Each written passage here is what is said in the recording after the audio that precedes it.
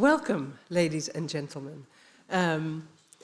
This is always a very special occasion, and I'm very lucky to be able to introduce, to start, to open the proceedings. So my name is Anne Gerritsen, and I'm the chair of Asian Art, which is a position supported by many different institutions. If you want to know all the institutions that support my chair, I recommend that you look at the back of the program, which I hope you all have, and you can read it there. And my first comment is unsurprisingly going to do with the effect you just saw. Very unfortunately, the LED screen that makes this possible is showing some sign of distress. I think many people have been working very hard already to try and remedy it, but so far that has not worked, as you can see. So unfortunately, we apologize for the fact that there will be an occasional flicker. Occasionally it will be quite forceful like that. Sometimes it will be very minimal, but unfortunately we have to live with it, and we apologize for that. Excuse me. So that's it for now for practical observations. Just a few words of welcome. I want to give you a quote from Menno Fitzke, who is the curator of Japanese art and the head of the Asian section, the Asian department in the Rijksmuseum. He said, "The Young Scholar Symposium is my favorite day of the year."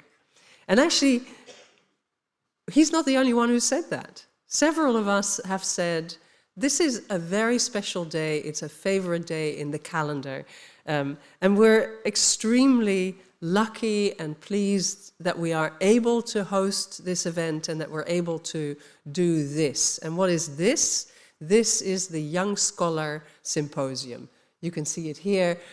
We have this regularly. I wouldn't say every other year. Sometimes we have it more frequently. We have it in some in different kinds of formats. But this symposium is a very special occasion where we feature young scholars. And with young scholars, we mean people who are at the start of their career as researchers in Asian art. That has different interpretations. It doesn't mean necessarily that they're always under a certain age, but they're at the start of their careers in Asian art. And I want you, all of you in the audience and all of you who are also presenting, to keep that in mind. Right? This is not a natural thing for many of the people who are presenting today. So I think there may be one or two who are tiny bit nervous. Of course, not all of them, and of course you will not notice it, but just be considerate. This is quite a big deal. This is a very big stage, this is a big audience and a big occasion. And so I think part of the joy of having a Young Scholar Symposium is that you're also hearing people who are exploring their facility with presenting, and it will be an exciting occasion, and maybe that means they also still have to figure out how to do it best and what suits them best. Just to give you a little bit of an insight into how this happens, we start with a call for papers, and we had 53 applicants from all over the world. This year, we have a committee of people who read through all of those applications and all of those CVs and make a selection, a short list, and we whittled it down with great difficulty to 11 speakers. So they've been carefully selected. They represent a very wide range of research topics. They represent different areas of expertise. They've traveled from different parts of the world, from Indonesia. We have some from Korea here. We have people from Germany, from the UK, and of course throughout the Netherlands. They work on a very wide range of topics, and they have all made significant sacrifices to be here. And we really appreciate that. We are very lucky, we collectively, to be able to listen to their research, because they have really themselves facilitated their travel, their accommodation, their opportunity to be here, and we are very grateful for that. But of course, that doesn't mean that we as an organization, the KVVAK, the Friends of Asian Art of the Rijksmuseum, Ikigai, that's the subgroup of the KVVAK, that's especially a network for young professionals, the Wereldmuseum and various other sponsors, including those who support my chair, have not also donated very generously. That makes it possible to hold this, to have a drink afterwards, to give you some refreshments halfway through.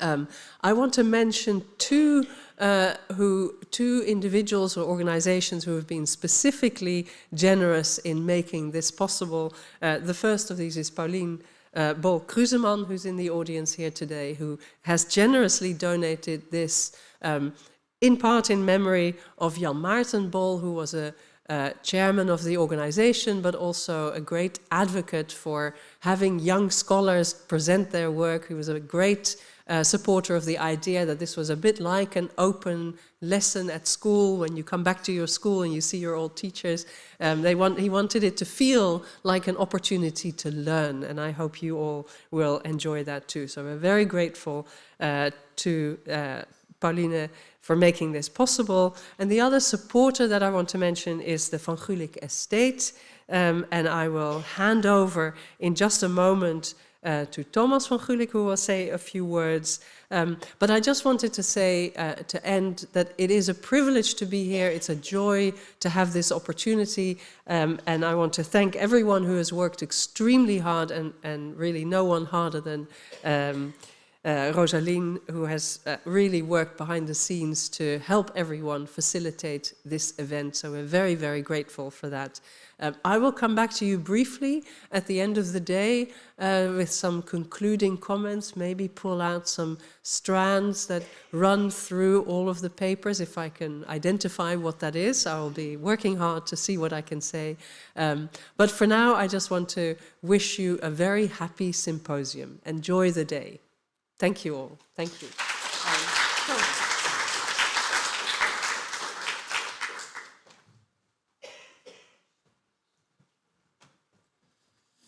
Thank you, Anne. Dear all, it is a great pleasure to welcome you also on behalf of the family of Robert van Gulik. It may sound that it's a very large family, but it basically is myself and my sister Pauline and my two elder brothers, Willem and Peter. So we're all happy that you are here again. I want to congratulate you with this third edition of the Young Scholars Symposium, with again an excellent program and a lineup of speakers, which I think all have very special presentations to deliver. I understand 1 out of 5 submissions has been accepted. That means that there is quite a threshold, but the only thing I would like to say from my own experience is that don't feel discouraged, young investigators. If your paper was not among the ones who was not selected, that doesn't mean that it was a bad paper, but it just means that it wasn't for this occasion maybe the best choice. So please continue to submit your work, and I'm sure you will find some place where you could find a place to present. I would like to thank the KVAK for organizing this event, and especially Rosaline van der Poel. With all her efforts, you've managed to make this symposium for young researchers a great success. And I just heard that your pension will start next year. Oh, sorry about that. But I sincerely hope that you will continue your work for the KVVAK and especially for this symposium. I'm also very happy that Pauline Kruseman is able to be here. Pauline, who with her late husband Jan Maarten Bol, actually stood at the cradle of this symposium for young researchers and has supported from the beginning the organization of this research symposium. And I'm sure that Jan Maarten Bol must have been very proud to see how this symposium has evolved over the years. I think being a young investigator in this time has two very substantial advantages. First is you're young, so the future lies at your feet. You just have to pick it up and pursue your goals. And there are so many exciting areas to explore.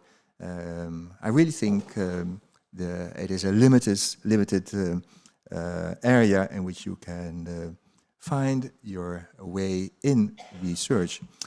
The next is that in this era of digitalization, I think you have a major advantage because all the sources in the libraries and repositories are exposed and available to you with just a few keystrokes. Imagine the sinologists in the previous century who had to spend hours, sometimes days, with painstaking work in libraries and dusty archives to find some kind of rare manuscript. And now, behind your desk, many of those manuscripts you can just find and search and read from your table. So I think that is something which has made research, I think, not easier, but very much more accessible.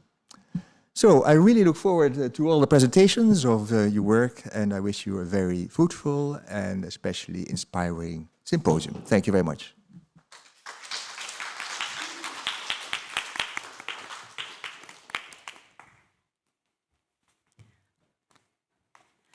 Hello everyone, my name is Willemijn van Noord. I'm Curator China at the Wereldmuseum, which is based in Leiden, Amsterdam and Rotterdam. And I have the honor of chairing the first panel of papers, which are focused on exchanges between Europe and Asia. And I would like to introduce our speakers all now, and then invite you to, come on the stage and change on your own, so that we can save enough time for the discussion afterwards. And there are larger bios on the website, so I'll try to keep it short here because we want to hear mostly from you. So our first speaker will be Laura Vermeulen, who is an MA student in art history at Groningen University, but who has already completed an MA in Japanese studies at Leuven. And she'll be speaking about Japanese ceramics called Satsuma ware in Dutch museums. After that, she will hand over to Isabelle Stone, who is an MA in art history at the University of Utrecht and will start her PhD research later this year at the Open University. And her paper will look at the work of Dirck van Rijswijck, a 17th century Dutch master working on mother-of-pearl inlay furniture. And then last but not least is Wenjin Lee, who's a PhD in art history from Leuven University in Belgium. And her paper focuses on tapestries, or rather embroidered tapestries from Macau, based on Antwerp prints. So please give the floor to Laura Vermeulen.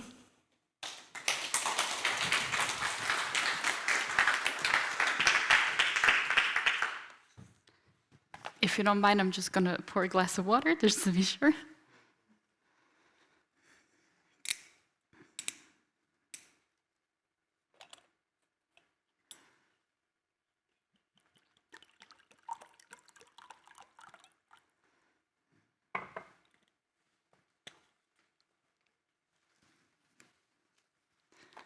All right. Dear members of the Royal Asian Art Society in the Netherlands, dear scholars and dear guests, it is an honor for me to welcome you all to this symposium. My name is Laura, and hereby I would like to introduce you to my master thesis research, which is called Dusted Gold, a rediscovery of Satsuma in the Dutch museum landscape. The museum enthusiast in the Netherlands might have already become familiar with Japanese export ceramics, such as Imari and Kakeomon porcelain. These wares are specifically prevalent in Dutch museum collections for their historical connections with the Japan-Netherlands relation in regards to the VOC's presence in Japan in the 17th century, as well as their aesthetic and technical influence on Dutch ceramics, the most prominent example being Delft's blue.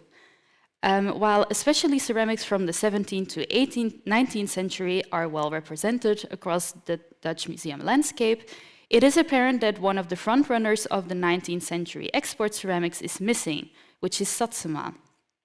Although several museums in the Netherlands house Satsuma collections, these individual collections are quite small and with little information available on their provenance. For these reasons, Satsuma currently remains absent from the exhibition scene, with its collections kept in conservation until further notice. With my research, I intend to highlight the significance of Satsuma in the art historical study of Japanese ceramics, with a particular focus on the East Asian collections in the Netherlands. Herein, I emphasize Satsuma's remarkable commercial, technical, and aesthetic strengths, illustrated by objects from the Dutch Museum collections. I have separated my research into 3 main sections. First, I provide a historical overview and a critical analysis of the craze for Satsuma in the West in the late 19th and early 20th century, which is coined the Satsuma wave. Then an analysis of Satsuma's presence and absence in the Dutch Museum landscape follows. And finally, I illustrate how the East Asian collections of the museums in the Netherlands hold a valuable assemblage of relics from the Satsuma wave and a substantial sample of Satsuma ware and export Satsuma on a historical, economic, technical, and aesthetic level. Satsuma ware found its origin in the early 1600s after Korean potters were transversely stationed in the Satsuma domain as a result of the Japanese invasions of Korea, which were led by Toyotomi Hideyoshi. Under the patronage of the Shimazu family, many kilns emerged across different regions, with their most well-known locations being the Tateno, Nairo-Shirogawa, Ryumonji, Hirasa, and Nishimochira kilns. To serve a wide range of clientele, a great variety of wares developed, from black Satsuma, simple and coarse-looking daily utensils to serve the common people, to finely crackled white Satsuma, a relic of Joseon dynasty teaware, only produced for the highest elite and the Shimazu family itself. With the influx of the nishikide, or color paint technique, white Satsuma soon became adorned with animals and gold and was renamed Satsuma Nishikide or Satsuma Kinrande. Satsuma potters acknowledged the great potential of Satsuma Kinrande as a public commodity, and with the support of 28th generation Shimazu Nariakira, the production of Satsuma Kinrande was opened to the public market. As Nariakira had noticed the increased interactions between Japan and the Western forces, he urged to advance and modernize the Satsuma domain's craft industry with the Shuseikan project, which is a multifaceted introduction of Western technology and Western-style factories into the domain, as the Satsuma ware industry readied itself for export production.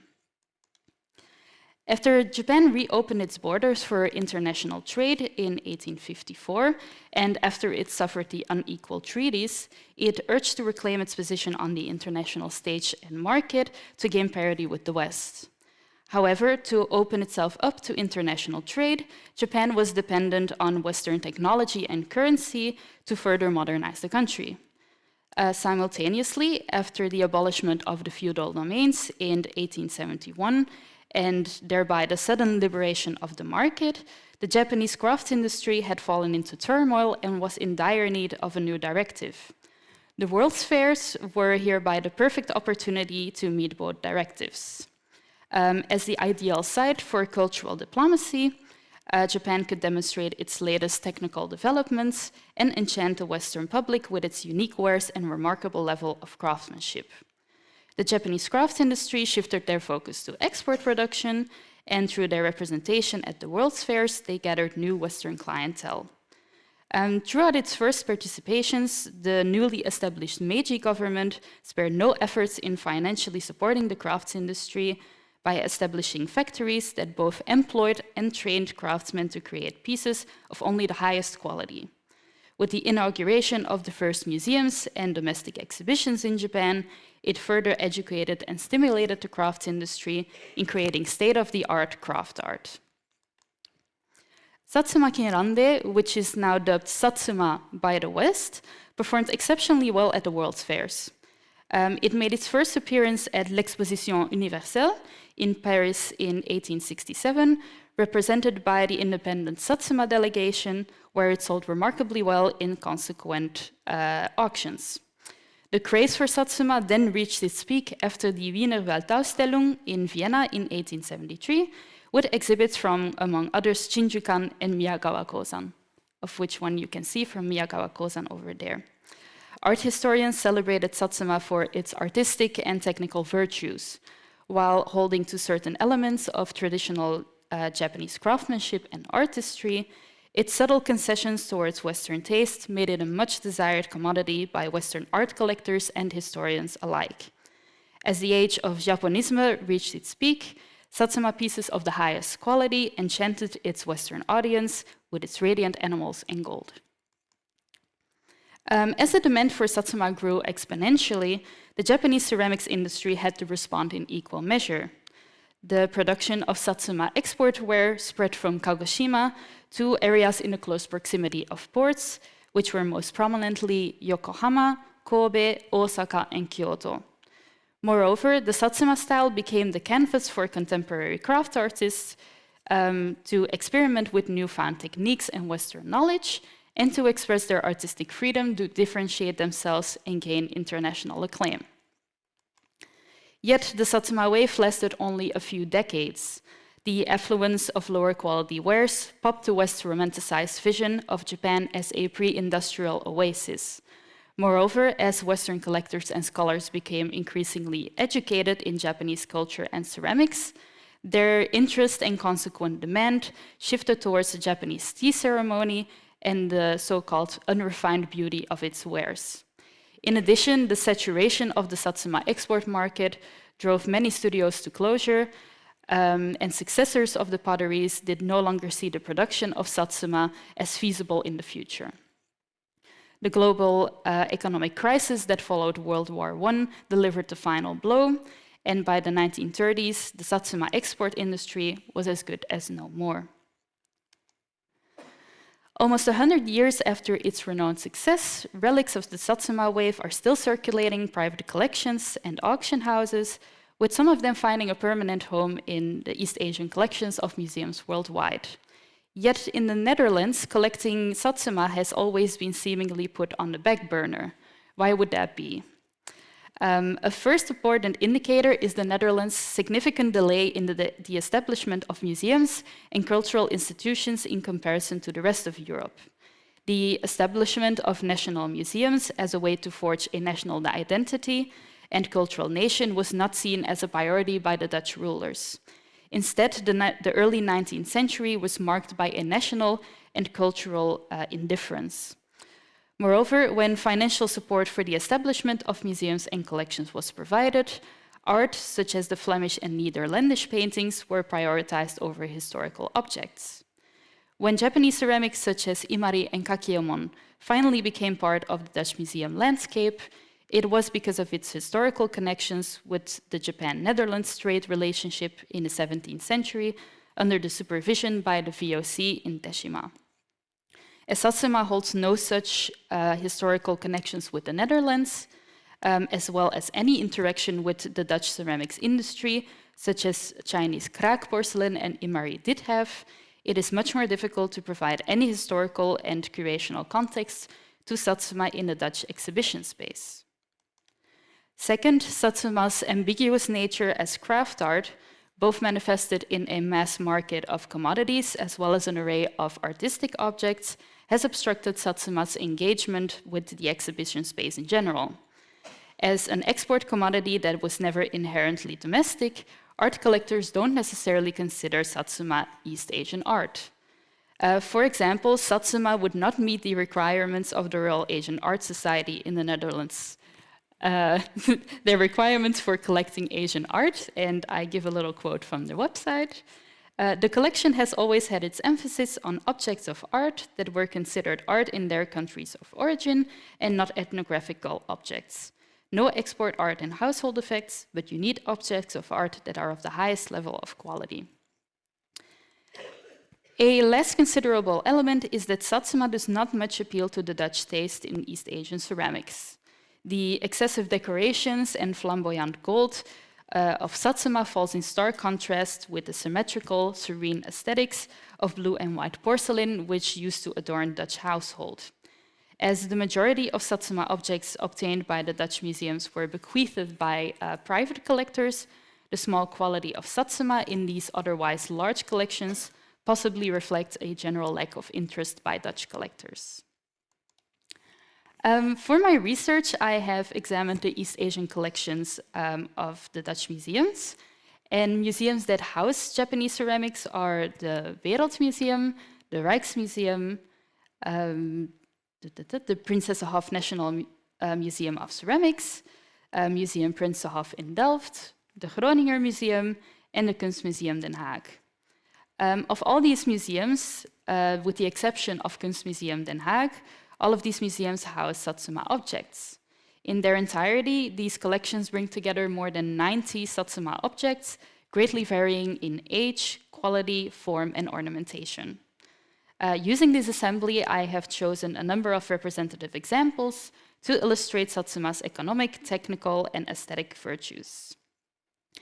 A first remarkable aspect is that the Satsuma collections across the Netherlands collectively hold a fine sample of both Satsuma ware from the 17th to 19th century, as well as a wide variety of more contemporary export Satsuma, ranging from the later 19th century until the 1920s. The accumulation of these objects draw a visual timeline of Satsuma ware from being a domestic ware to an export ware specifically made to cater to the West. For example, the Rijksmuseum has a commendable variety of glazed black Satsuma tea caddies, or chaire. There is a great variety of glazes, such as the black glaze, the brown glaze, and the amber glaze, but also some rare objects with more texturized glazes, such as you can see over there, which is the shark skin glaze vase, or the steeple with a serpentine glaze. The Wereldmuseum even holds a pair of fake old Satsuma, which were in the late 19th century forgeries of black Satsuma made for the export market as Western clientele became increasingly interested in authentic Japanese wares to satiate their desire for untainted pre-Meiji craft art. Aside from black Satsuma, there are also a few objects that well demonstrate the beauty of early white Satsuma and Satsuma Kinrande, which were vessels specifically created to cater to the feudal lords.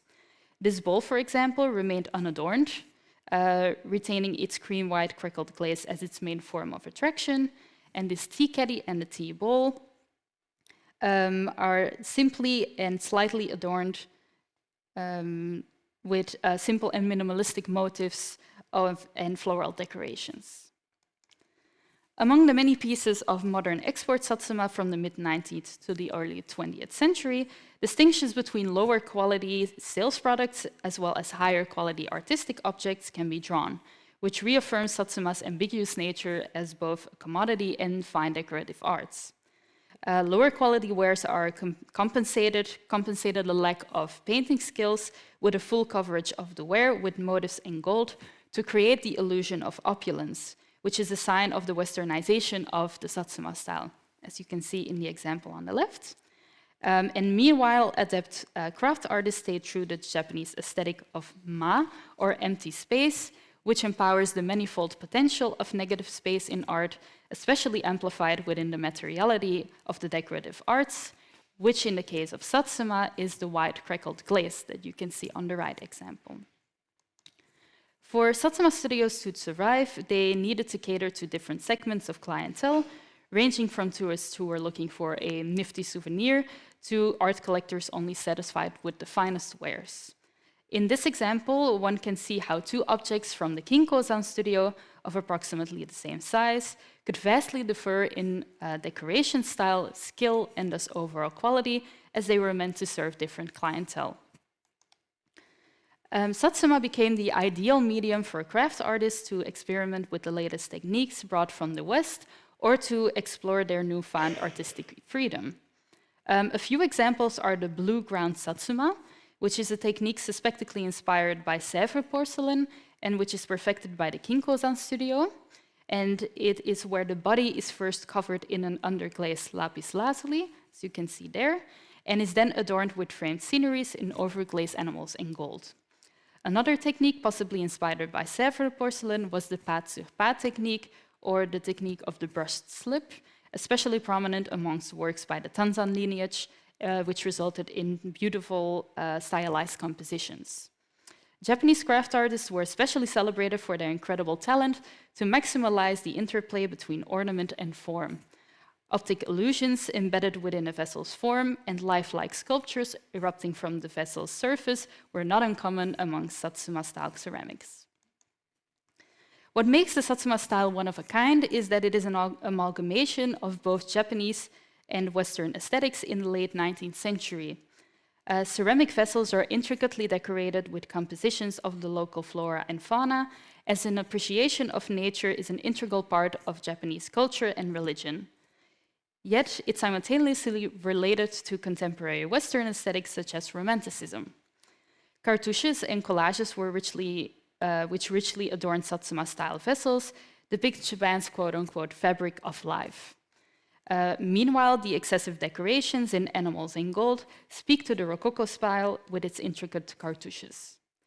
Especially interesting is the presence of Satsuma vases in the Art Nouveau style, right over there.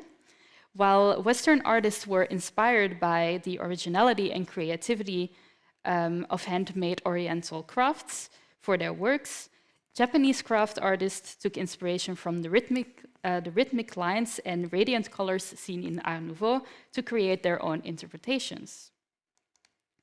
With this research, I was able to reintroduce and highlight Satsuma's position in the art historical narrative of modern Japanese ceramics, which has been much neglected in research both in the West and Japan. I herein analyzed Satsuma's simultaneous presence and absence in the Dutch museum landscape and performed a critical analysis of the Satsuma collections present in the Dutch museums to assess how, quote-unquote, valuable these collections are. I conclude that in their entirety, the museums in the Netherlands hold an invaluable collection of Satsuma ware and export Satsuma. Not only does this assemblage draw a beautiful visual timeline of Satsuma ware's development from a domestic ware to a much desired export product in the late 19th century, it also underlines Satsuma's commercial, technical, and aesthetic virtues with its remarkable variety of objects with a great balance between commodities and artistic objects. By conducting this research and through my many positive interactions with the attending curators of the aforementioned museums, I hope to ignite an interest in this otherwise obscure yet invaluable segment of the East Asian collections in the Netherlands. Thank you for listening.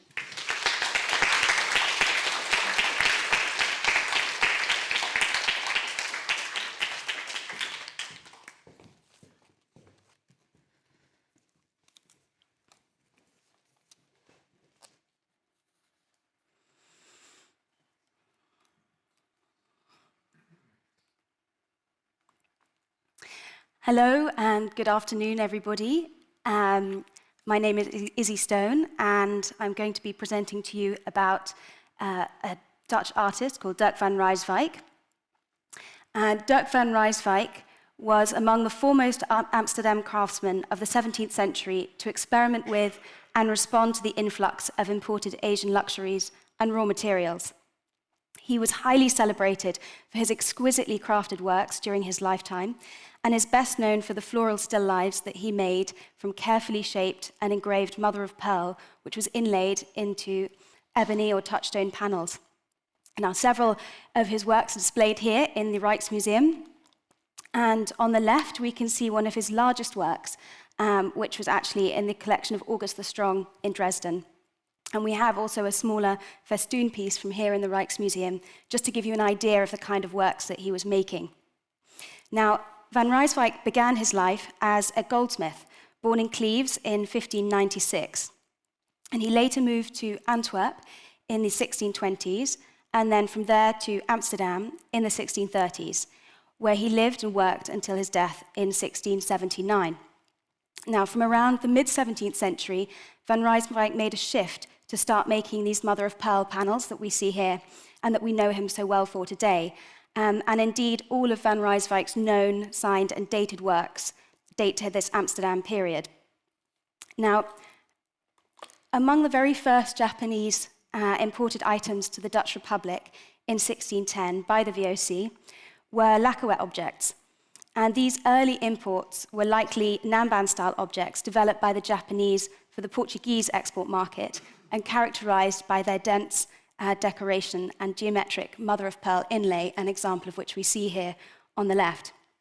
The cost of making and importing these items was prohibitive and caused the Heron 17 to halt shipments of this Japanese lacquerware between 1614 and 1635, thus limiting their availability to only the very, very wealthiest. Now, lacquerware imported from Japan subsequently differed from this style, from these very early pieces, usually with raised gold takamaki decoration on black lacquerware, as opposed to the geometric patterning of these earlier Nanban pieces. By contrasting shimmering mother-of-pearl, then, against highly polished black background of ebony or touchstone, Van Rijswijck was intentionally adopting and adapting to the visual appearance of this highly prized and imported Asian lacquerware into a very distinctive Netherlandish iconography in the floral still life. And it's this visual and material hybridity which is central to the aspect of the appreciation of Van Rijswijck's works.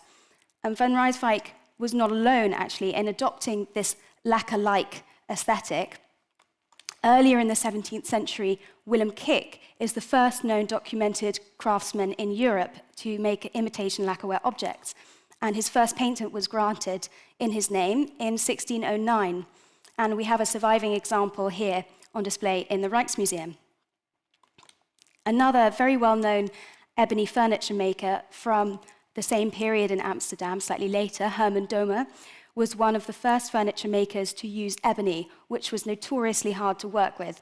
And he made highly polished ebony and oak cabinets, which featured these floral motifs in mother-of-pearl inlay. And we can see here on display one that's in the Rijksmuseum. There are several similar collector's cabinets known, which also feature highly polished ebony veneers contrasted with this mother-of-pearl inlay, all likely made in Amsterdam. And so what this evidence is that this combination of shimmering, iridescent mother-of-pearl contrasted against a highly polished black background had a very particular visual appeal, and that there was a particular market for these types of pieces within Amsterdam in the mid-17th century, an appeal that was closely associated with imported lacquerware and sold in Amsterdam's East India shops. Now, it's important for me to briefly note here that it's not only the lacquerware, but also mother-of-pearl and ebony as materials that were made available and accessible in the Dutch Republic due to the rapid expansion of the VOC's trading networks in this period. And mother-of-pearl of a thick enough quality for this kind of inlay or engraving work was sourced from only 4 shells, all found in tropical waters. The nautilus shell being the best known of these. I'm sure you've seen many in wonderful still lives. However, the pearl oyster shell was the one most used for inlay work because its flatter surface was easier to work with. And in an extension of the Dutch-Luso conflict in Asian waters, the VOC pushed the Portuguese out of the pearl fishery coast along the southern eastern coast of India in 1658, which would have given the Dutch a ready access to the source of mother-of-pearl.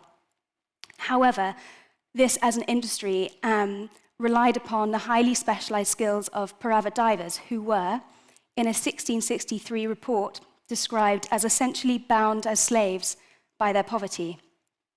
But craftsmen like Van Rijswijck had the opportunity to gain such a depth of practical knowledge about non-European materials was dependent on his familiarity with these materials, and his ability and opportunity to master and manipulate mother-of-pearl in his Amsterdam studio was directly related to access to these materials, facilitated by this expanding global trade network with the VOC and the often violent histories which intertwined with this.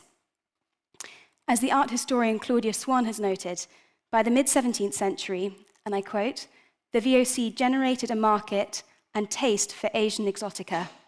Commerce and liefhebberij went hand in hand. Back in the Dutch Republic, pearl oyster shells and other geparlemoerd, or mother-of-pearl shells, stripped of their outer layers to reveal the gleaming nacre beneath, were frequently found in the collections of liefhebbers.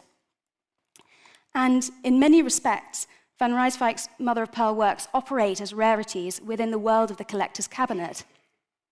the materials he used, his unique composition and methods, as well as the visual connection to Asian imports, all speak to the interests of the liefhebber. And in the sales catalogues of collections which list van Rijswijck's works in the 17th and 18th centuries, they're frequently referred to as rarities and are found in several very important collections, including those of Petronella Delacourt and Nicholas Whitson, the VOC director and mayor of Amsterdam. Now, on this slide, we see the appreciation of the merchant and patron of the arts, and collector of shells, Jan Govertson van der Aer, for Nacerus shells. Immortalized in this portrait, he proudly holds his mother-of-pearl knobbelhorn, better known today as a turbo marmoratus, showing it off in its wonderful iridescent surface for us to see. And his fascination here is emblematic of a wider phenomenon of the love of collecting and collecting shells in the Dutch Republic in this period, facilitated by its primacy in trade. Later in the century, the Bleken family, particularly Jan and Cornelis, would be famed for their artistry in engraving nautilus and pearl oyster shells, an example of which is also shown here. And in fact, the collection of Petronella Delacourt, in the collection of the Petronella Delacourt, a panel piece depicting a festoon with fruit inlaid with mother of pearl in touchstone with great beauty, similar to this one, by van Rijswijck, was listed next to just such an artfully carved mother of pearl shell depicting the birth of Christ by Cornelis Bleken, in all likelihood the very same one that's now on display in the Catharijne Convent Museum in Utrecht, shown here. So possibly, though we don't know, they've reunited virtually here. Danielle Kislock-Grossheid, whose 1997 monograph remains the most extensive and thorough publication on van Rijswijck, suggests that at least from his remaining known works, no two had the same composition. Each piece, though often similar in subject matter, was unique. And by creating one-of-a-kind items for his purchasers, van Rijswijck was very keenly aware and attuned to the market demand in Amsterdam for the curious, exotic, and rare. And one of van Rijswijck's most celebrated works, and very impressive work indeed, was this large octagonal table on display here in the Rijksmuseum, and I promise this is an unpaid advertisement. It was the subject of great admiration, and its exceptional beauty was lauded in numerous poems, namely by Joachim Audin and Philips von Zesse, and perhaps Amsterdam's best remembered 17th century poet, Joost van den Vondel.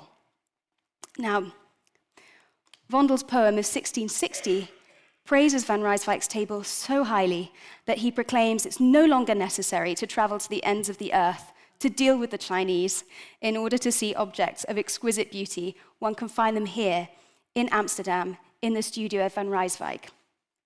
Now, van Rijswijck lived, incidentally, not far from Vondel, both along the Berenstraat, in fact. And it's interesting here that Vondel should invoke China specifically, since these works appear to mimic more closely items imported from Japan than those that came from China, at least in this period in the mid-17th century Dutch context.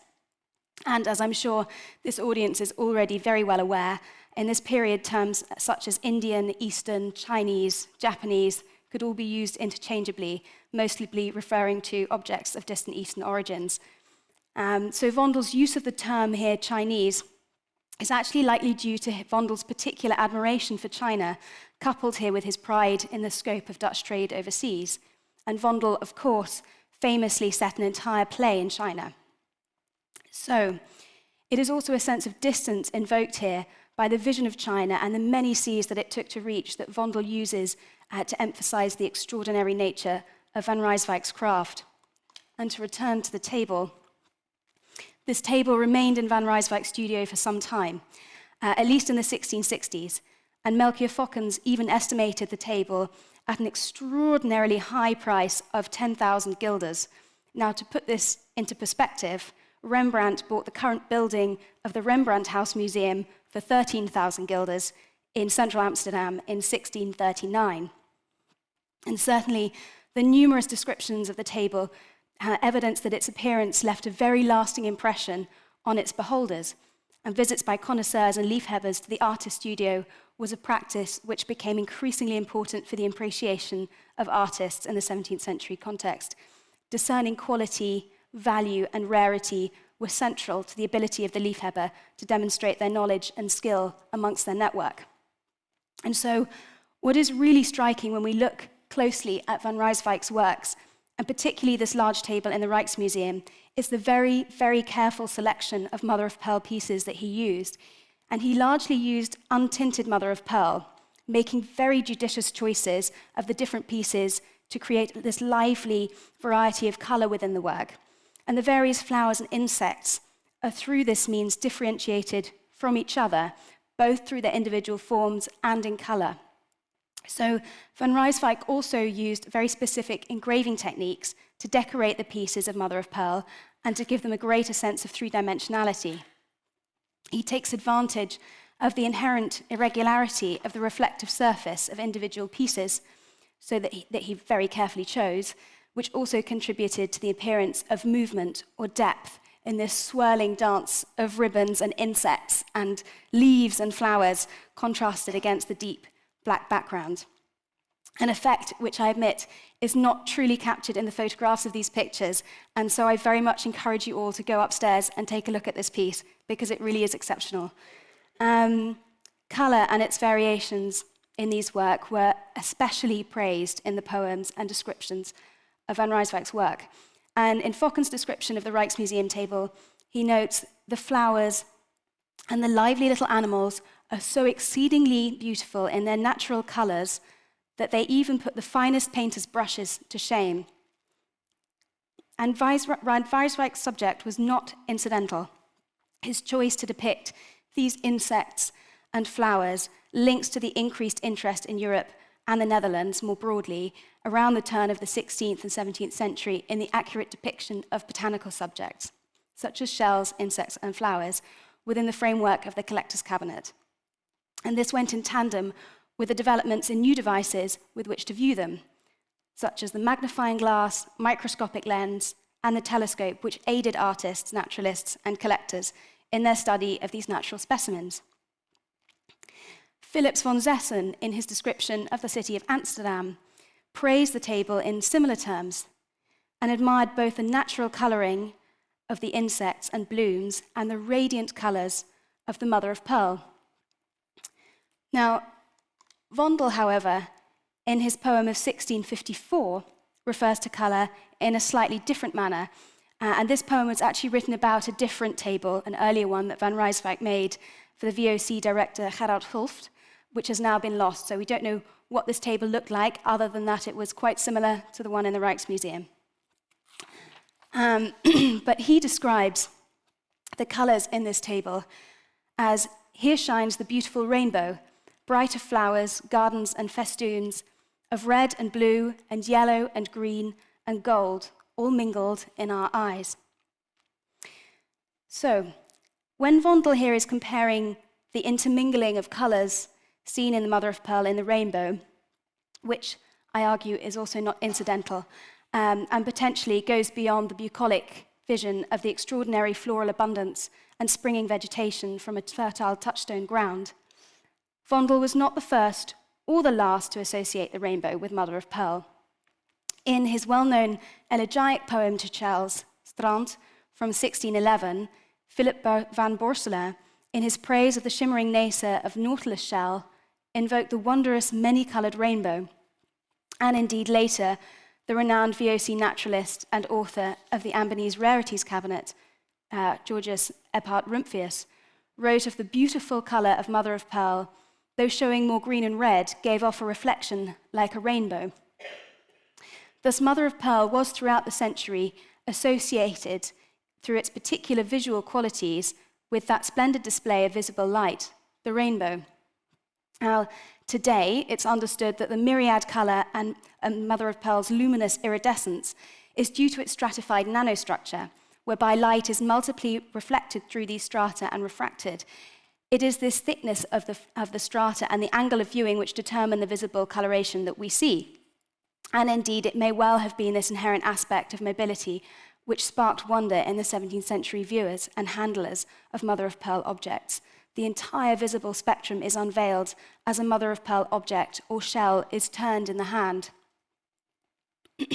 Or, indeed, as you move yourself around an object, like Van Rijswijck's table.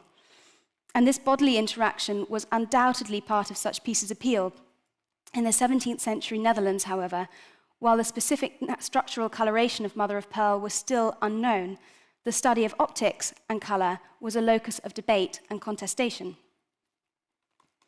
The rainbow was an object of fascination both in science and, as Ulrike Kern has outlined, in art literature of the period. The interest and developments in the study of optics and the rainbow by natural philosophers such as René Descartes were also manifested in this rich art literature from the period. And as early as 1604, Karel van Mander, in his Het Schilderboek, referenced the rainbow specifically in his chapter on reflexiekunst. For van Mander, art was found in nature, and so the rainbow served as a model for the painter on the relationship between colours. Later in the century, however, Descartes' mathematical, geometric description of the rainbow and his account of colour as a result of the refraction of light rather than as an intrinsic quality of materials would prove to be a crucial development in the optical theory on the rainbow, and the illustration of which accompanied his groundbreaking insights into the phenomenon of the rainbow is shown here on the left of the screen, on the right of the screen even. For Descartes, the rainbow was not a manifestation of God's bond with humankind, but an optical phenomenon. And as Kern demonstrates in a detailed analysis of Samuel van Hoogstraten's references to rainbow and colour theory in his Introduction to the Academy of Painting or the Visible World, Hoogstraten was very keen to engage with and indeed contribute his own ideas to the contemporary debates on the rainbow. So when Vondel is referring to the shining rainbow of red and blue and green and gold mingled together in our eyes, he perceives in Van Rijswijck's works, it seems that Vondel is referring to more than a mere observational description. It is well known, and much research has demonstrated the closely interconnected relationship between ars and scientia in the early modern period. And as I hope I've already shown, Van Rijswijck's works were very much situated in the overlapping intersections and entanglements of the two. The fact that Vondel refers to the rainbow and the mixing of colours in our eyes alludes specifically to an engagement with optical theory. Thus, my contention here is that Vondel, through his description, is also referencing the contemporaneous debates about the rainbow as a phenomenon of the refraction of visible light. And Van Rijswijck's works, as objects of the Kunstkammer of both Artificialia and Naturalia, sparked fascination not only for the use of exotic materials, but also perhaps as curiosities. It cannot be ruled out either that such connections with the ongoing debates on optics were also made by at least some of the many admirers and liefhebbers of Van Rijswijck's splendid works. And so, by assessing Van Rijswijck's manipulation of mother of pearl in the context of this debate, this research reveals an additional layer of interpretation when we're seeking to understand the appreciation of Van Rijswijck's oeuvre, bridging ars and scientia, and appreciated not only for their visual splendor, exquisite craftsmanship, and allusion to Asian lacquerware, but also for their visual manifestation of the rainbow. Thank you very much.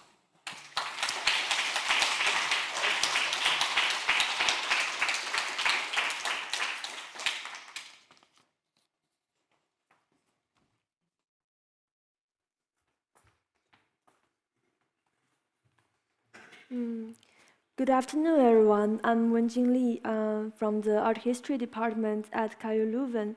Today, I'm delighted to share part of my recent research, The Trojan War's Journey East, Adaptation from Antwerp prints to Macau embroidered tapestries.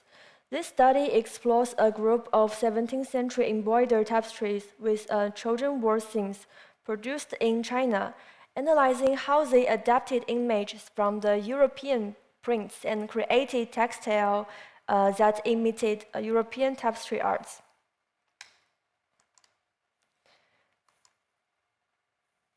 My research focused on 7 pairs of embroidered tapestries with Trojan War scenes made in China.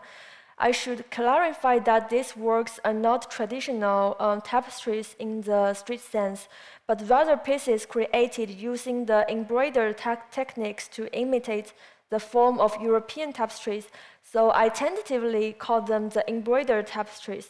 These 7 works are currently housed in the Metropolitan Museum of Art in New York, the Musée des Beaux-Arts in Lyon, and one remains in a private collection.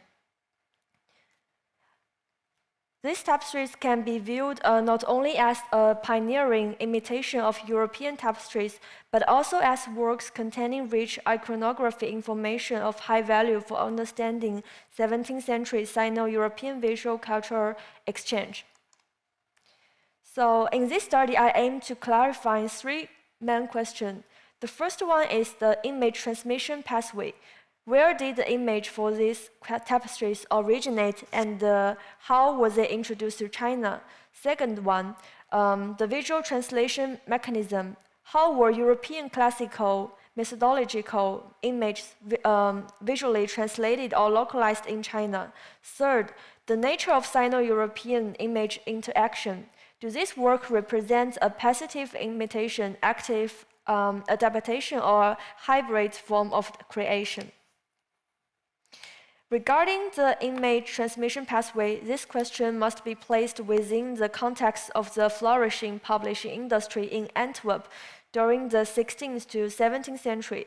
With support from the Professor J. Daniel Kinney at the University of Virginia and their image database, through the comparative analysis of multiple versions, we have basically confirmed the main image source of these tapestries is the Ovid's Metamorphosis, published by the Plantin Press with etching by the famous engraver Pieter van der Bocht as illustrations.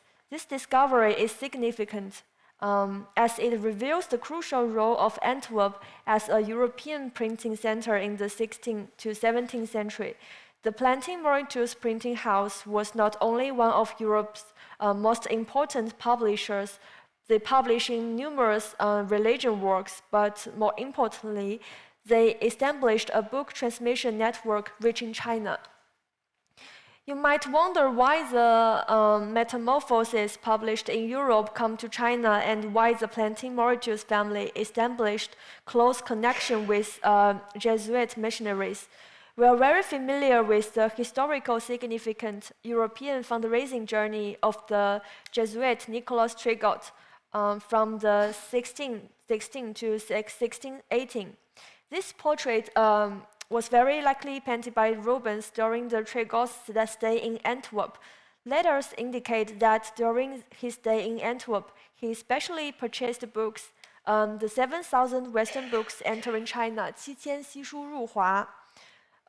Is a well-known event in China, referring to many Western books entering China through missionaries, including multiple publications from the Mauritius family. Through the existing Beitang library catalog, we can confirm that at least 9 books from Plantin Press arrived in Beijing as part of Trigot's collection, covering biblical, historical, and scientific topics. The Dutch poet Just van de Vonder's poem, Typography, against hints at this book transmission. Far away in China, people read books from the West. Beyond Trigot's purchase, the Mauritius family maintained extremely close ties with the missionaries, establishing a lasting exchange network over a century. Many letters attest to this exchange. Particularly important is the Mauritius family deep personal investment in Chinese missionary work. 3 family members expressed their desires to serve in China. This family commitment maintained a lasting exchange between the Antwerp and China. Professor Gover's research details this close connection, including a very interesting story. With John Mauritius faced his mother's resistance to his missionary aspiration due to safety concern, missionary Couplet proposed a solution. His mother, Anagus, could support missionary work by purchasing books and prints, thus maintaining family involvement instead of her son personally going to China. This personal investment in Chinese missionary work helps explain the strength of the book transmission network between Antwerp and China, and the Mauritius family support transcend pure commercial interest. creating lasting connections that facilitate the cross-continental movement of the books and prints.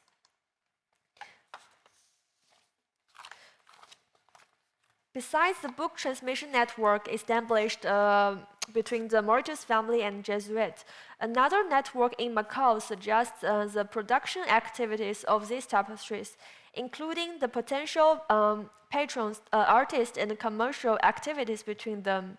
Based on the heredic analysis of the tapestry borders, these tapestries were likely commissioned by the Dom Francisco Mascarenhas, who served as the governor of Macau from 1623 to 1626, and produced within the artistic circle of the St. Paul's College in Macau, founded in 1594. This college was not only a learning center for missionary in Asia, but also an important hub for culture and aesthetic exchange.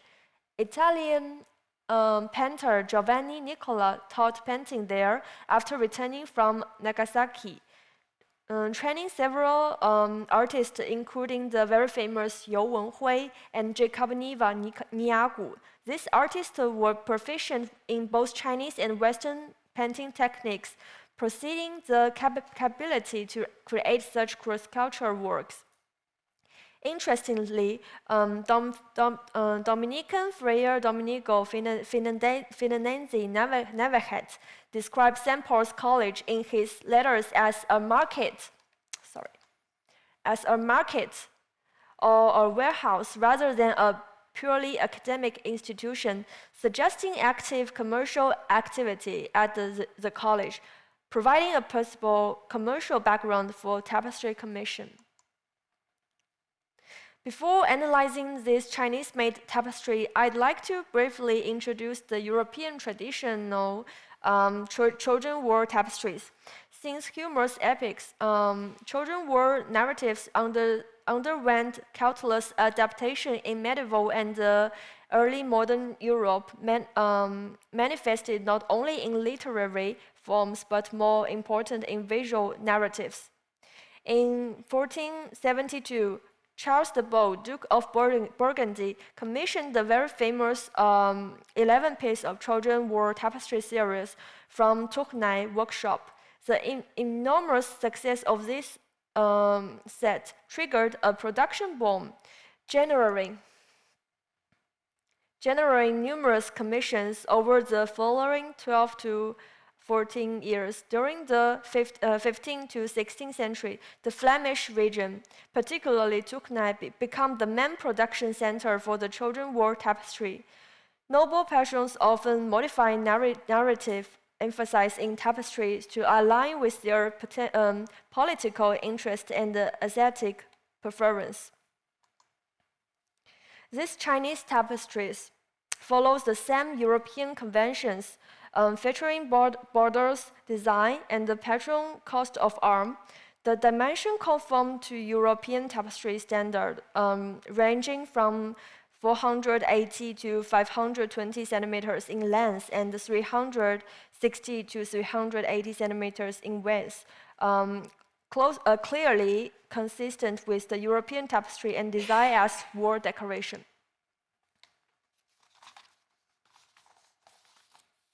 Now let's see some part of these tapestries. This is the prophecy of Carcass. The overall composition shows no major difference from the original prints, but carefully observation of detail reveals many interesting aspects. For instance, the figures originally appear nude in the sky, are clothed in the tapestries. Why this is? To understand this, we must know the Jesuit Chinese prints. Jesuits, for missionary purpose, adapted Nada's Evangelica history image, creating 3 Chinese religion books. 天主降生出相经解颂念珠归程和进程出相. The adaptation principle used in these books also appears in the tapestry edition. Trego's letter provided clear guidance for Jesuit Chinese prints. Due to Chinese cultural sensitivities, nude content should be avoided except in sense of increased passion or naivety. This explains why the sky figures are closed. Looking at other adaptation, the soldier's armor design draws not only from the metamorphosis, but combines the elements from the Evangelica historical images and also the Chinese military weapons. This suggests that the Chinese craftsman or the artist had access to multiple European prints in resources and selectively integrate them. But why did the Chinese weapons, and why are the distant shapes flying striped flags? Now let's see these tapestries. These tapestries provided answers. Initially, I was speculative about this depiction of the Dutch people in the boat. But last week at the Chinese Export Arts Symposium at Zhejiang University, Professor Lianming Wang from City University of Hong Kong's lecture provided inspiration. The shape on the right side of this tapestry depicts a Dutch vessel. Why I say this? First, the lion at the ship's bow represents the very classic 17th century Dutch lion hand shape image, and the color of a central figure and the tulip weapon in his hand, and the classic Dutch sitting posture can be seen in the porcelain figures. The tent in the background is also a classic depiction of Dutch figures' environment in the 17th century export art. More interestingly, the figures wear red feathers on their hand and the blow horns symbolizing the foreign invasion, while the building on the left show the strong Portuguese Manuelite style with mosaic and maritime elements. Dutch people from afar compete with soldiers in Macau for a woman. The woman is no longer Helen from the Trojan War. So, what does she symbolize? Through specific detail change, we discovered that the Chinese artist cleverly altered European classical narratives by replacing and adding decorative details without changing the original composition, transforming the Trojan War into events occurring in Macau through skillful scene transposition. And in this tapestry, the tapestry display more complex cultural adaptation strategies. First, it follows the same principle of concealing nude figures. Originally, bare-legged figures are changed to wear long skirts. Notably, a new figure wearing seemingly Chinese clothes is added on the right side. To understanding this phenomenon, we again need to go back to the Jesuit Chinese prints. In Professor Nicholas Standard's research on Chinese Jesuit visual figures, he explained that this strategy of adding Chinese people in religion painting was to suggest the legitimacy of Chinese participation in Christian worship, embodying the visual expression of the Jesuit accommodation policy. The treatment of nude figures throughout these tapestries follow consistent principles of cultural adaptation. The depiction of Dutch figures reveals a sophisticated ability to substitute narratives and sense. The integration of Chinese elements demonstrate active element translation rather than positive copying.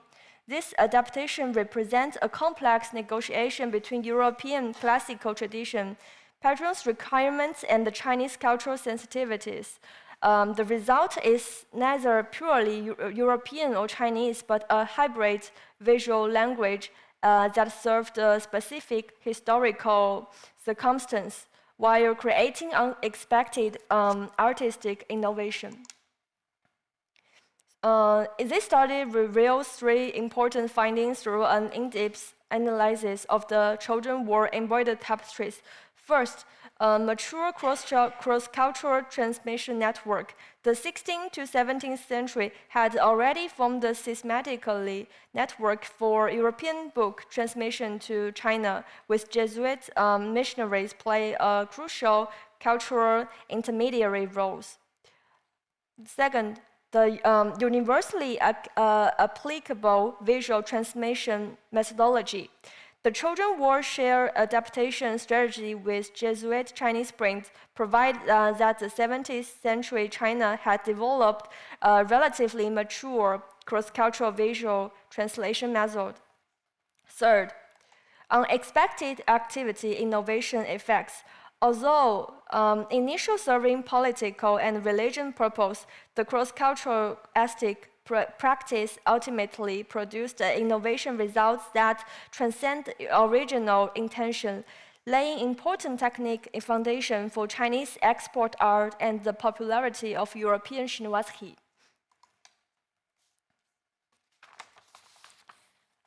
These findings are not only enrich our understanding of 17th East-West cultural exchange, but also provide valuable historic case for understanding artistic innovation mechanism in the context of early globalization. Finally, I want to especially thank Kawawaka for organizing this symposium and the professors in this institution who provided support during my research.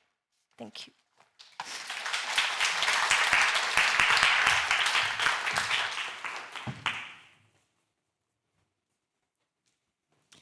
Thank you very much to all three speakers for really excellent and stimulating papers. I have some questions, but I thought I would open up the floor first to invite the audience to pose some questions. And can I ask the speakers to please come to the front here? And Rosaline is walking around with a microphone. Thank you very much. Does anyone have a question for one of our speakers? No? Oh, yeah. And Oliver? Yeah. Thank you. Just a very quick question to Wenjin, and I thought all the papers were wonderful. It was about 20 years ago I was in Lyon, and I saw these. I remember one of these tapestries of Hecuba, the drowning scene, and which is interesting in a Chinese context because most of the Trojan War is about destroying your children or losing them, and I recall that the body part, the faces and the arms and legs, what you see of the human body is painted, and everything else around that is the tapestry. And given what you've said about Christ's body and Macau is the Trojan horse, according to Fed Beast, I wonder if you wanted to comment on that, because they struck me then. I still have a very strong visual memory of this mixed media of tapestry and painting. I've never seen that before. Or you can come to the microphone here. Yeah. Oh, great. Oh. Okay.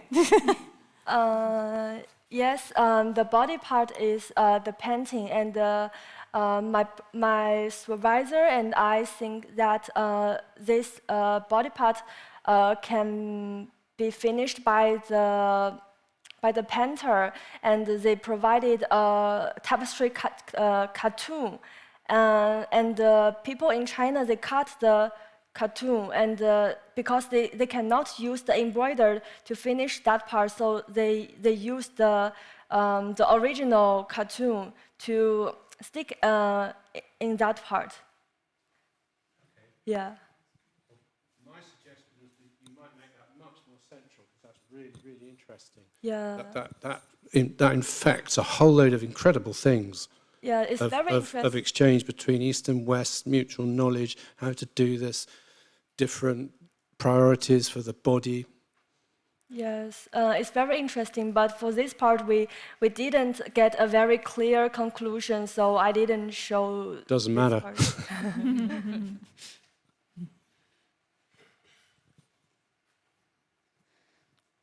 Willemijn, you have a question, I'm sure. Yeah, actually, for all three speakers, I was wondering if you could say more about the making of these objects and the transfer of knowledge. So For Dirck van Rijswijck, I wonder, is there, can you see that he has seen Nanban works, for example, and is there like a precedent of working with inlay like the shell work?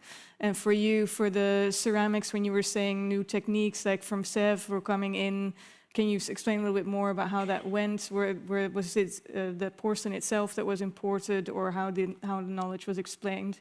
And also for you, for the embroidery techniques, and if you think it was really just the Chinese workers in the college, or if they were working together with textile workers from with knowledge from Portugal, for example. If you could each say a little bit about this. Yeah, I think obviously, due to the lack of sources, it's quite difficult to know what Van Rijswijck would have had access to in terms of Nanban lacquerware or even later pieces when he was working in, say, the 1650s and 60s. But this combination of the very highly polished black background and mother of pearl speaks to this interaction with objects that were coming from Asia. And in terms of the inlay work, he uses very fine pieces of inlay, very in a similar kind of thickness to the ones that were being used in lacquerware. But he also engraves these pieces using engraving techniques which were used for copper plates and illustrations, that kind of thing. So he uses the same burin that's used for engraving techniques and also goldsmith techniques. So he's combining this visual appeal of Asian lacquerware alongside techniques that he knows from European craftsmanship and combining the two in these really wonderful works. Yeah. Yeah, wonderful. Yeah. As for the Japanese ceramics or Satsuma, there were mostly two methodologies for Japan to accumulate Western knowledge, which was either first through the hired foreigners or so-called oyatoi gaikokujin, and they would kind of hire these experts in certain fields or in certain crafts fields to come to Japan and to kind of educate the craftspeople and educate their technique to them so that Japan could kind of take over this technique. A very important figure in that was Gottfried Wagner. He was the one who kind of much improved the technique of underglaze blue, which then the Kinkozan studio, for example, picked up on and then perfected to make those blue ground Satsuma.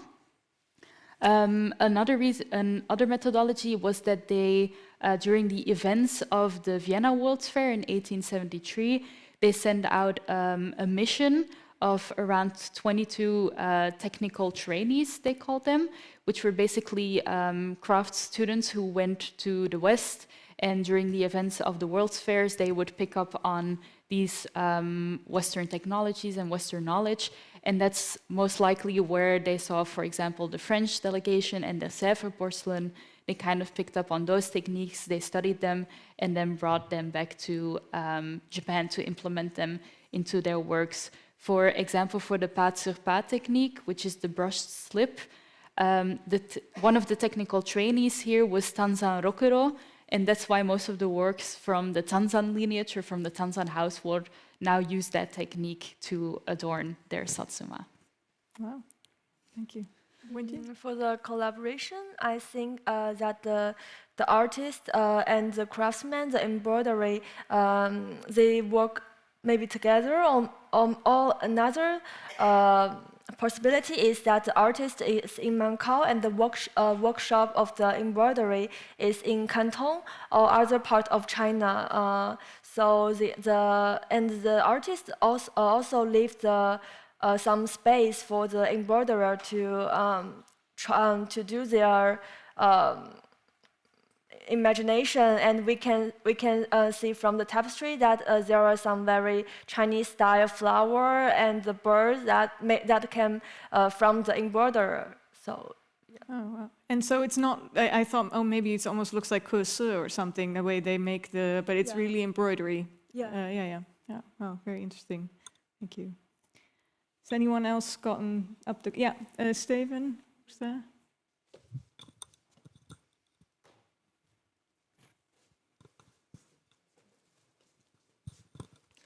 All right, I have a quick question for Laura. First of all, thank you very much for your wonderful presentation. And you said that the research on Satsuma ware was neglected both in the West and Japan. But I was wondering about sort of the general reception about Satsuma ware in Japan. Can you say anything about that? Can you view them in museums a lot? Do people like Satsuma ware or anything like that? Yes, there is actually only one museum that I know that specifically revolves around Satsuma, and specifically Kyoto Satsuma, which is called the Kiyomizu Sanenzaka Bijutsukan. And they're also kind of the only museum that actually has a publication on Satsuma and Satsuma ceramics. I have talked to a couple of curators during my stay in Japan about the research interest in Satsuma or export ceramics in general. And kind of the Japanese perception on these is that they're not quite interesting to them because there isn't any connection for them in terms of domestic ware. Those wares were never really inherently domestic. The same kind of for imari and kakeyamon and kutani, it kind of really quickly turned into an export ware. And it doesn't really have any, although it still pertains some elements of the Japanese aesthetic, it doesn't really appeal to Japanese collectors all that much. And to researchers kind of just the same, because of the ambiguous kind of nature of those ceramics being both kind of an economical product as well as an art product, mostly the art part of the product seen from the Western perspective. In Japan, they still kind of just address it as a craft rather than a art. That kind of explains why there is less scholarly interest in export ceramics and definitely Satsuma specifically. Thank you. Yeah, and on the Satsuma research, I was also wondering, because it was very interesting how you situated the reception within the Dutch museum landscape, but maybe you haven't delved into this yet, but do you see a big contrast with how it's been dealt with in the museum landscape of other countries? It is not too different. It kind of depends on the museum and maybe like temporary exhibitions. I kind of got into Satsuma ceramics and export Satsuma through a temporary exhibition in the Museum of East Asian Art in Keulen. And there they did a very open exhibition about Satsuma. And then through an internship in the Royal Museum of Arts and History in Brussels, I kind of discovered that they have a lot of Satsuma in their collection as well. There are some American museums who have open exhibitions on Satsuma, and then of course the museum in Kyoto that I talked about. But in general, in the exhibition space, Satsuma is often a little bit neglected or forgotten. But when I came up to the discovery that even the Dutch museums here have quite a lot of very nice Satsuma objects, I felt that it was kind of necessary to delve into that, even though they don't really have a space right now in the exhibition space. Maybe for future reference, this might help. Yeah. So far, none of them are on display. There is one exception, the Prinsessenhof National Museum of Ceramics in Leeuwarden has a small cabinet on Satsuma. They have kind of this cabinet of curiosities, which is a lot of different types of ceramics into one space, and they are separated into small cubicles. The only kind of downside to this display is that they don't identify any individual objects. So it's more like a cubicle with 20 objects gathered together, but no provenance or no big names that are mentioned of whom the ceramics were made. Ah, yes, Anna.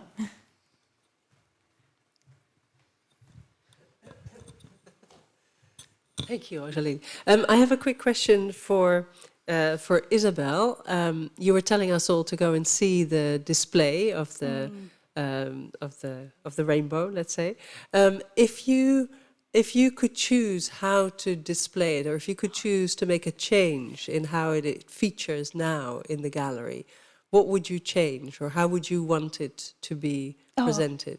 This is such a great question. I love it, because I think it's something that people really walk past a lot, because it's just slightly below eye level when you're looking at all these things that are wonderfully presented on the walls. And so and also because of the museum lighting, which I always have a little sort of beef with, as it were, sometimes, especially with mother of pearl objects, because static lighting really doesn't show off this wonderful myriad of colors and the movement and the play that gives in the visual aspects of these works. So I think something that I would love is a kind of lighting effect that would mean that you capture that movement on the mother of pearl, and I think that would capture people's eyes as they walk past the table, and then they are forced to come and look at it. In a sense, that would be what I would choose. Yeah, I think one last quick question, if anyone has anything burning. Yeah.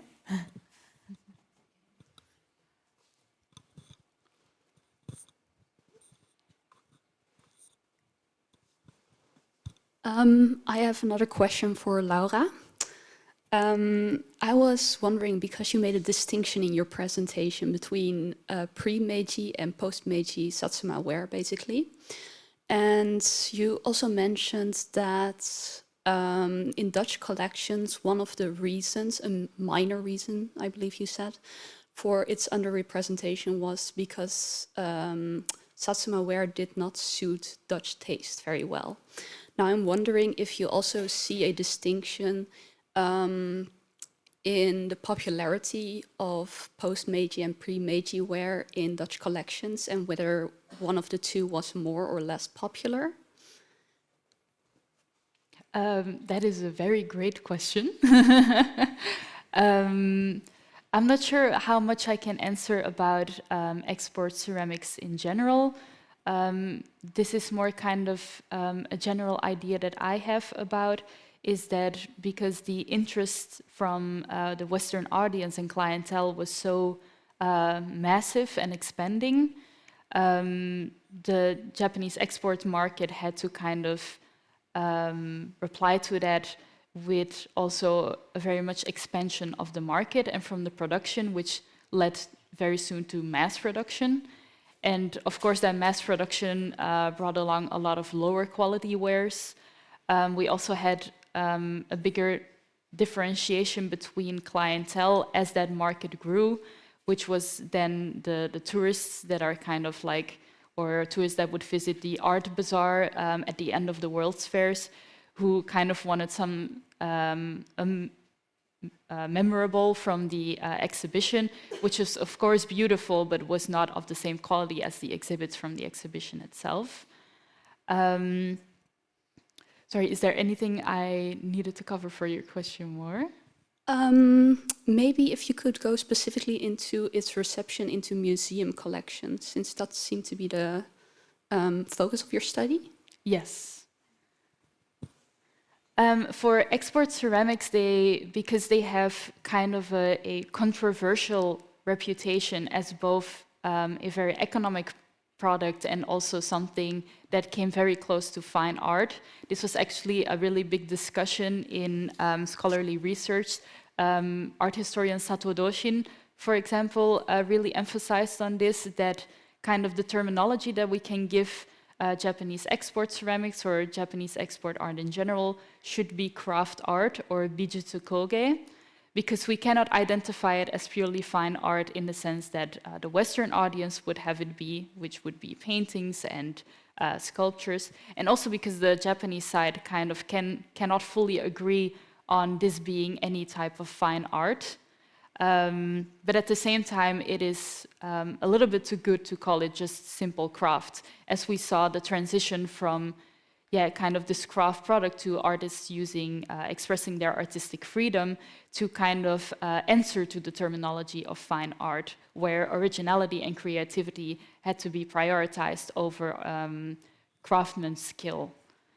And in the museum landscape, that ambiguous terminology kind of continues, where it is difficult for the curator to choose whether to display these export ceramics for their artistic and aesthetic virtues, and will often more choose for historical connections, which in the case of the Dutch Museum landscape, Imari and Kakeyamon porcelain have a lot of historical connections between a Japan-Netherlands relation in terms of the VOC's presence in Deshima.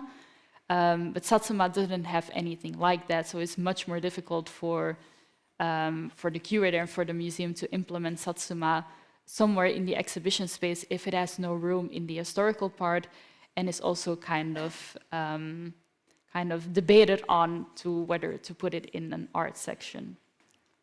Thank you very much to all three speakers. We now have to hand over to the next panel. So if you could please take your seats, and then I would like, what? No? Oh, and with an applause, yes. Thank you very much. And then I'd like to hand over to my colleague Priya Swami, who will chair the next session.